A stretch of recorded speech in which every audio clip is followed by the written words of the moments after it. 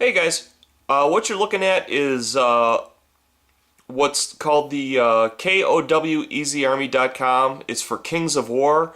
It functions. There's one for 40K in fantasy, I believe, out there that you go to and you can build your army. You can choose the points, and you can see like this one's worth like 1390, and I've got a bunch of extra goodies that I added in. And I wanted to show you guys my 1500 point undead werewolf Van Helsing werewolf army, and then what I added to it to get it up to 3000. Now all the werewolves are normal. The zombies actually function as ghouls, so they're not. They don't have the shambling rule, so that they can do a double move like any normal living formation. Except the bonus is that the whole freaking army, if they create even one wound, they will automatically get one wound back per the undead rule, and that's true of werewolves as well. I've got. Let's go through it. I've got 3 of these small units of individual werewolves. Then I've got 2 packs of 20 ghouls and 2 packs of 10. And then I've got 3 units of 3 werewolves. And then I've got vampire bats. I had it in the fluff that when Van Helsing killed Dracula, I believe it was, he gained he was able to enthrall all of the vampires that Dracula had. So he's got 2 units of 5 vampire bats that function as wraiths, and then I've got 2 standard bearers. They're undead wolves, and their undead riders are undead werewolves. So undead giant wolves with undead werewolves on top with chain or bone whips. They're pretty stinking cool. And then I have Mr. Van Helsing himself. Now this is actually a lion dragon, but I think I can paint this up to make it look like a wolf instead of a lion, and that's what I'm going to do. And I'm going to take that stupid shovel off, and I'm going to put on that wicked crossbow he had in the movie, and I'm going to leave that lantern because I like the look of that lantern. He actually in the write-up, he's got an extra heal 3, which I think is kind of cool with the lantern.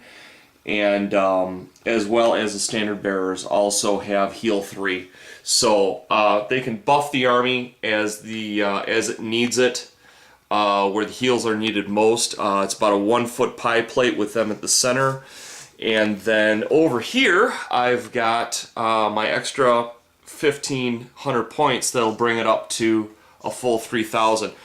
This is probably the least thematic. These are really awesome. They're like mummified dragons.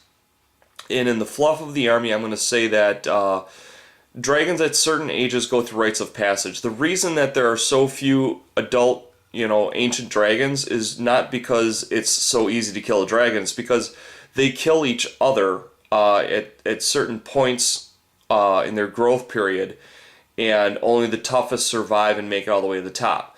So what necromancers will typically do is they will go to the places where these dragons fight at certain ages, and they will wrap up and keep them because they make incredible undead mounts. Well, Van Helsing ran across one of these burial mound areas, and basically because he's now technically undead because he's technically a werewolf, he had these raised up, and these function as my soul reavers, which are the heaviest of heavy cavalry in the Kings of War undead army. And I've also got 2 of the largest units you can have of werewolves. I've got 2 units of 6, and I will have a unit of 10 whites in the back there, and then additional ghouls and 2 more standard bearers, both with health, as well as 1 more regular unit of wraiths to just buff the whole thing out. So, what's the thought process behind this army? Let's get to where I don't look too CIA-ish. My thought process was this. I wanted an army that... I watched like some Van Helsing playthroughs. I still haven't seen the second movie yet.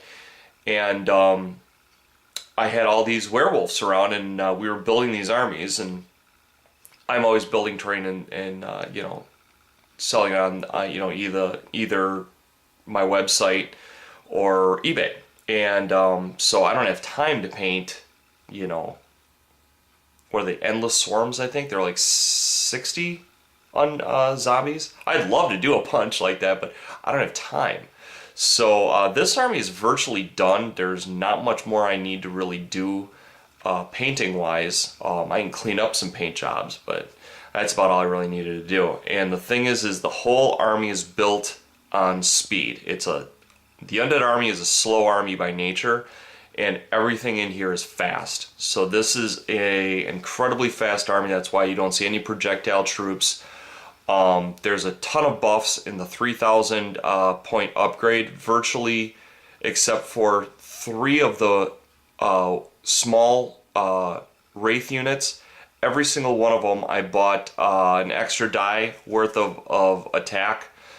So the whole army hits harder. And again, I've got, at the 3,000 point level, I've got like 5 units that can heal. 1 unit for 8 dice, and 4 at 3 dice. So it's about 1.5 wounds per die roll, or for every roll it's a 50-50 chance. So you can figure out how many that is. Plus, every unit that hits, like I said, if it does 1 wound of damage, it gets to take that back to help with its own nerve tests. So it's, I'm really loving this army. There's other things that I can do. They've got whites that are incredibly expensive. And I've got like 3 ghost wolves that if I want to expand it like 180 points-ish, I can put those in.